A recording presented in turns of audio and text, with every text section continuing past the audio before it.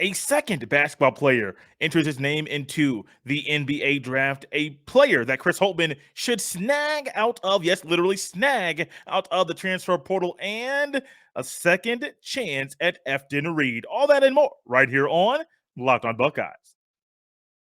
You are Locked on Buckeyes, your daily podcast on the Ohio State Buckeyes. Part of the Locked On Podcast Network, your team every day.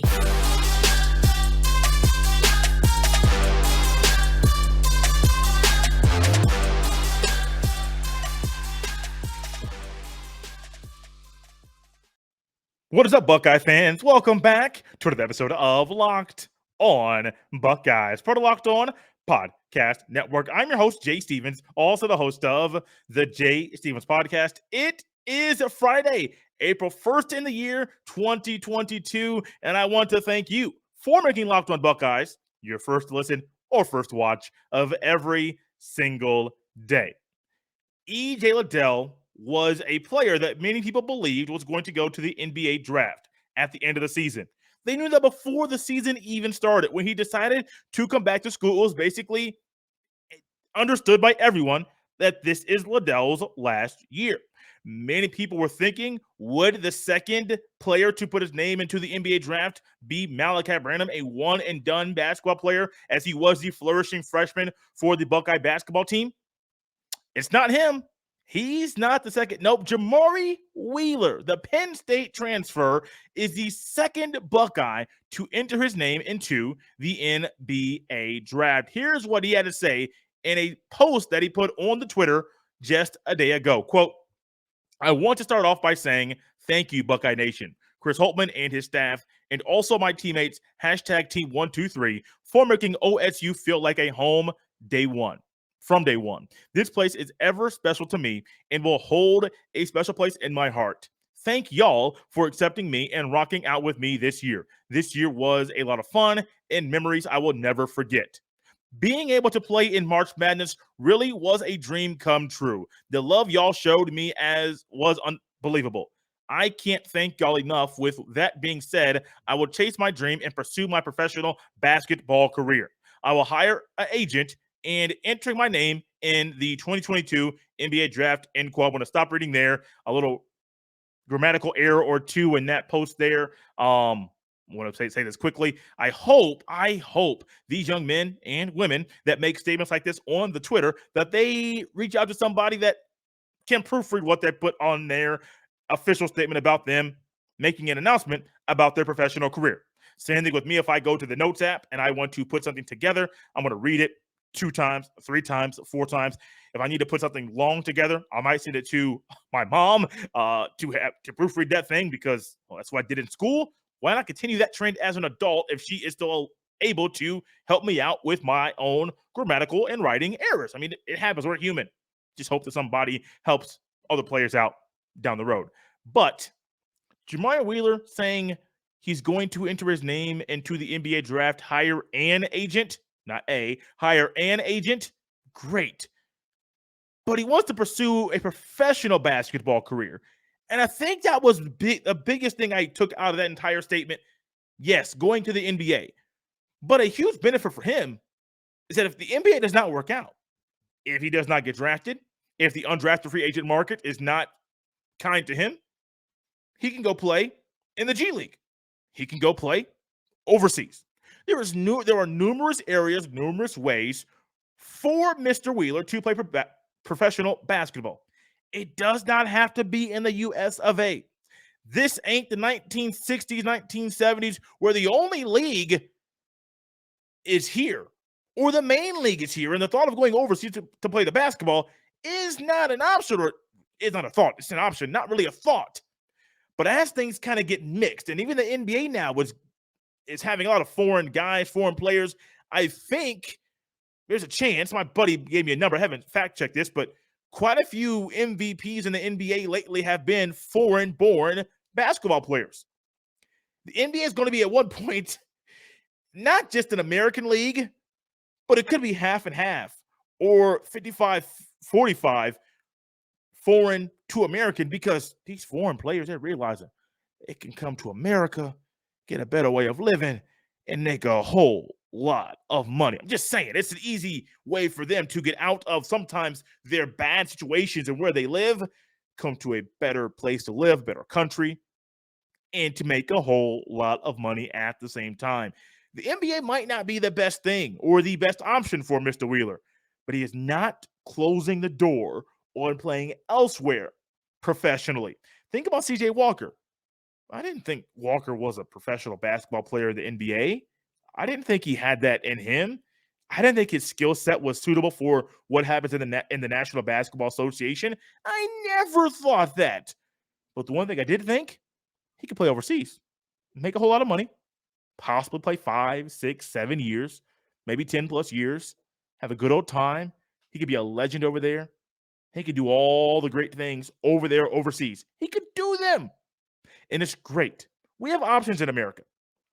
I have options.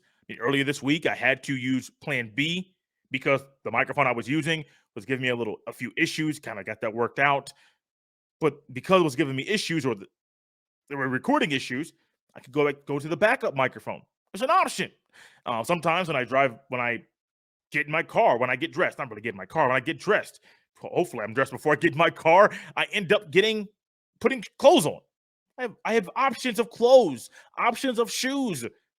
If I want to go out somewhere, I plan on going out somewhere tomorrow to have lunch with one of my friends and making her, basically told her, hey, you're going to the mall with me. I need to get some things. You're going with me. Okay, but we have options. We've been friends. Her and I have been friends for a very long time. If she wants to go out to eat, great. Who picks the restaurant? I do. Do I ever get it wrong? Absolutely. But we've been friends for that long, and things like that actually happen to where I get, some things said to me because the option I picked was not the right one, but I can't read a woman's mind. Not even going to try to do that thing. But we have options about restaurants we want to go to. We have options about clothes and shoes we wear. We have options about things like recording a podcast. There are different areas we can record a video podcast, different ways we can do that very thing, different microphones we could use, different webcams we can use. We have options. If Jamari Wheeler has options, if the NBA does not work out, if the G League is not where he lands, buddy, go overseas. Buddy, make your money and be happy about it. There are options we have now that people didn't have back then, so we might as well take advantage of them, and maybe we'll create more options for people down the road. So a couple days ago, I did a little episode about ways Ohio State could improve on the basketball court. Talked about the portal, talked about Chris Holtmann getting some, not counseling, but talking to some seasoned coaches to figure out some ways that he could adjust to today's game. I didn't talk about recruiting because it was more immediate for the upcoming season. I believe the upcoming recruiting class for Ohio State is basically set in stone and concrete, so we don't need to go down that road. But I did come back and talk about some ways that, Ohio State can go ahead and improve. The first one I talked about was the portal, and I use this word snag. Literally, take that bad boy up out the portal because you want him so bad you will not let anybody else get their hands on him. It can happen.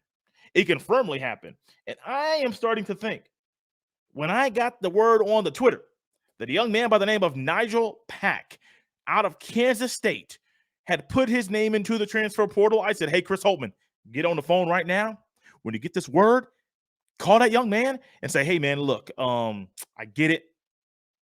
Things didn't work. Things happen in Kansas State. You're a good basketball player. You upped a lot of your stats. I'm going to go over those stats here in a second. Come to Columbus. We got you. I mean, think about this. Malachi, Branham, and you in the backcourt together. Woo-hoo-hoo! That is huge. And I'll tell you more about why that's huge here in a second, but that's a little recruiting, little tactic that Chris Holtmann could use when you add in the NIL and the things that Ohio State is doing as a university to help student athletes like Nigel Pack, like Malachi Branham, to be able to be successful basketball players. Let me just tell you, it would be phenomenal. It would be great if this were to happen. It would be a huge thing if Chris Holtmann was able to pull this off. Nigel Pack is a basketball player that I got to see quite a bit when I was in high school. No, not when I was in high school. When he was in high school, he went to the same high school I did. Him, Dre Davis from Louisville, Jake LaRavia that was at Wake Forest, who just put his name into the NBA draft. They were on the same team together. Their senior year only had 3 losses, all to the same team, their rival, and a team that was one of the top teams in the state did not get to go deep into the tournament because they couldn't get past their rival in the Indiana High School Basketball State Tournament that year. But Nigel Pack is a basketball player that I do believe has a different skill set than maybe a CJ Walker or even a Jamari Wheeler, which is something that we haven't seen quite a bit lately from an Ohio State point guard. Yes, many people thought that Meechie Johnson could be somebody that could score consistently and be a little creative, but he is still getting his feet wet in college basketball. So not Jamari Wheeler, excuse me, wrong tab on my computer. Nigel Pack this past year averaged 17.4 points per game. Shot 45.5% from the field, shot 43.6% from downtown, added in 3.8 rebounds a game and 2.2 assists a game, standing at only 6 foot, 180 pounds, added in 1.3 steals per game as well. He started 28 of the 29 games he's played this year. He's played 53. He played this past year. He's played in 53 games at Kansas State. He has only not started once. Nigel Pack is a player. If you want a point guard that can lead your team, that can be crafty, that can score the basketball, that can create for others and create for himself off the dribble, it can cut and move and those type of things, Nigel Pack is that kind of player. He is a point guard.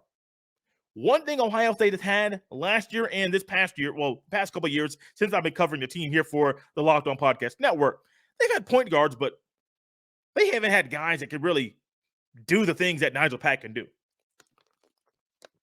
CJ Walker is a good point guard, but he ain't Nigel Pack. Jamari Wheeler got a lot more confident throughout the season. Got to figure things out and how to play with his team throughout the season. But he ain't Nigel Pack. Nigel Pack is a different type of cat. And if Ohio State wants to be a team that wants to take the corner, I don't know what's going on in my mind.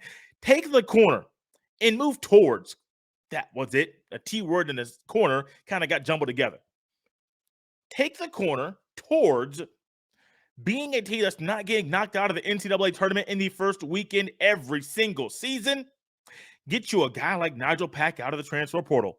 If I could take all of the high school that I went to, take all my allegiances to the players that play high school basketball in the state of Indiana that are good, the good players, if I take all of that away, I would still want Nigel Pack on my team. He is just that good. He is just that elite. He's the kind of guy you want at Ohio State. And let me tell you one way, go a little bit further than I had previously. One reason why Nigel Pack is a player that can help Ohio State in a huge way. Hear me out. So Nigel Pack could help Ohio State with Malachi Branham. Not only with him staying with the team and not going to the NBA draft, but also Nigel Pack is a player that could help Malachi Branham be a whole lot better, more prepared for the NBA next year, and could help this team in ways that I don't think anybody sees right now. When we look at the roster, we see the players that are leaving, we see the players that are coming in, got a lot of youth, a lot of young players, more players tapping into the portal. What's one thing you need when there are new guys coming in that need some direction? They need someone to guide them. A point guard. One reason why I liked watching, this is a little bit older, Mark Jackson play basketball so much. Now, he is not the shooter, the scorer that Nigel Pack is, but I like watching Mark Jackson play basketball because he controlled things on the basketball court. He was a general, orchestrator, the conductor. No matter what team he played on, he was the leader of the team. And everybody knew things ran through Mark Jackson with this offense. Magic Johnson, different type of player, 6'9", of course, versus 6 foot, 6'1" for Mark Jackson, maybe 6'2". Magic Johnson, the orchestrator, the conductor of Showtime, the Showtime Lakers. Other point guards, Chris Paul, Tony Parker. I love watching Tony Parker and Chris Paul play basketball. They're leaders, they're conductors, they're orchestrators. They are coaches on the court. They lead the team. And Nigel Pack is that kind of guy that can drastically improve this basketball team in ways that I don't think you thought were possible immediately, Chris Holtmann thought would be possible immediately, because I didn't think Nigel Pack would be entering the draft. Entering the transfer portal. I didn't think that. Now, I knew Bruce Redberg was not going to be coaching the Wildcats next season. I believe this was his last year coaching. So I knew that was going to be a thing. But I had no idea this would be possible. You want Malachi Branham to stay in school? Here's a great way to do so. Get him a point guard that allows Malachi Branham to be a player that scores more easily than he already does, because a point guard that's on the team helps him score in ways easier than he thought he would ever do when he's on the team. That's it. Just that simple. A point guard's a leader. A point guard's a guy that can help Branham out. And it's just that easy. Nigel Pack is a great basketball player. Nigel Pack is the guy that'll help Malachi Branham.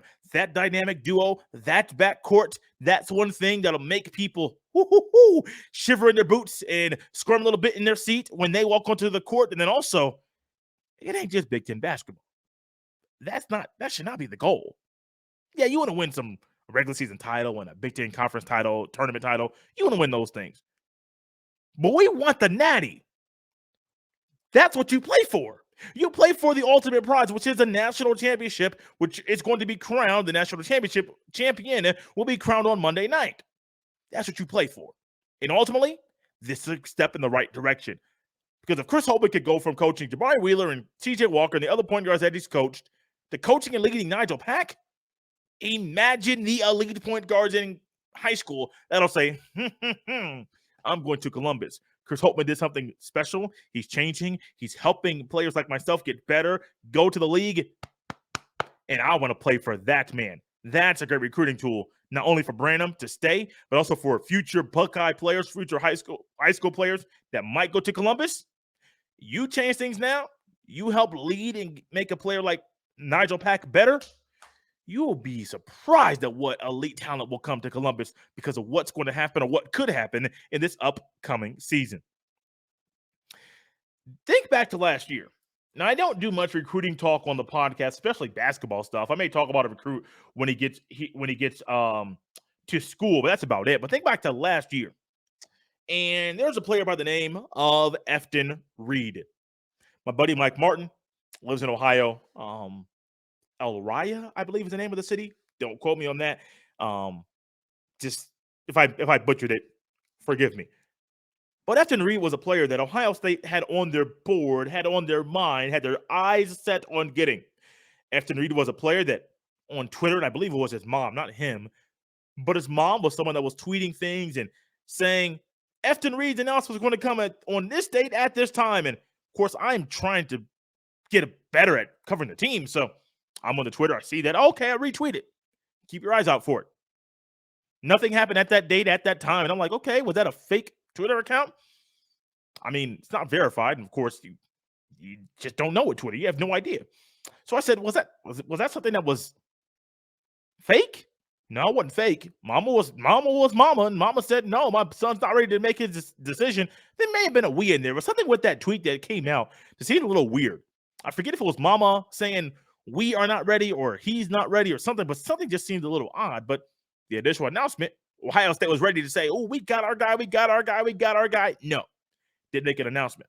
I believe it was a few days later, maybe a week later, it came out again. Mom ended up tweeting. Remember, this is mom. Mom ended up tweeting saying, announcement's coming at this date at this time.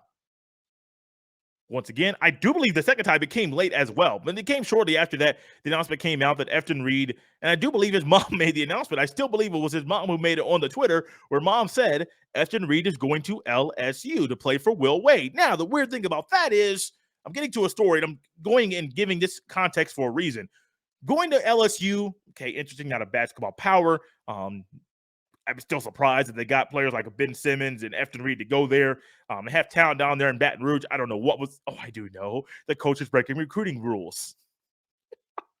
Good old Will Wade. Good old Will Wade was breaking recruiting rules, recruiting violations, and he ultimately got caught. He got fired. I think there were numerous. I think they were level 1, 2, 3. I think were the different levels and breakdowns of the violations. And he had multiple level 1, multiple level 2. I mean, this dude was doing some stuff you should not do, but he got caught. Similar to Sean Miller, the now coach at Xavier, former coach at Xavier, who's now coaching Xavier once again, who got caught while at Arizona for saying, I think it was a FBI wiretap, and they tapped into his phone call, basically saying he's paid $100,000 to get this player to come to Arizona. That player ended up being DeAndre Ayton. And so I'm like, hey, y'all, can y'all stop cheating? Can y'all stop cheating? Yeah, Efton Reed, 6'11", 225 in high school. I believe he's up to 245. Was thought to be a great big man, a piece to come in to start right away or be in the rotation right away at Ohio State, because he brought a size element that Ohio State did not have that they desperately needed. They still need that thing right now. He is in the transfer portal. I do believe he went to go play under Will Wade. I don't know if there were some other things that happened, violations to where he's not playing at LSU anymore. I don't know. But he's in the portal. And Ohio State has a second chance at Efton Reed, and they better take advantage of it. Full advantage of this. You think about the size that Ohio State has next year. I'm not talking about just height. I'm talking about size. 6'8", 250 Zed Key. Currently, now this is not players that they're going to pull, that they potentially might pull out of the portal. This is currently constructed on their roster. 6'8", 250 Zed Key. Is he the kind of big man you want from things you've seen for him to be the lone big man on the team? I mean, lone, because who else is there? No. Felix Okpara, 6'11", 210. He'll be a freshman. Now, granted, he has a great skill set. He'll be a player that will do some good things at Ohio State. Has to grow into his body like a lot of people that are in high school. That boy got to put on some weight, eventually be grown man strength. They got to get in that weight room and start pumping that iron a little bit, pump that iron a little bit. We saw what happened with Michi Johnson in one offseason. Imagine what will happen in another offseason with Michi as he grows into his body. But Felix Okpara, 6'11", 210. Zed Key, 6'8", 250. Okpara, not the kind of down low post defender. He's a good post defender, but I'm always a little hesitant with freshmen being defenders and post paint protectors down low. I am always leery and hesitant about that. But if you get Efton Reed in, he already has the height, 6'11", already has the size, 245, and he brings that in, and he's an instant contributor to this team. We just got done talking about Nigel Pack and Malachi Branham in the backcourt. Imagine if you add to that Efton Reed because you got a second chance at him and you got him this time. Wow. That is youth. Those are really good basketball players. And those are pieces to the Ohio State basketball team. If they come to fruition, if those things actually happen, those will be pieces of the team that'll help this team make strides and take strides in the right direction. Ultimately, got to work on Chris Holtmann too, because he's not exempt from this. He has things to work on as well. But if this thing happens, baby, let me tell you right now, you'll want to be in the shot for every Ohio State basketball game because these boys will be fun to watch.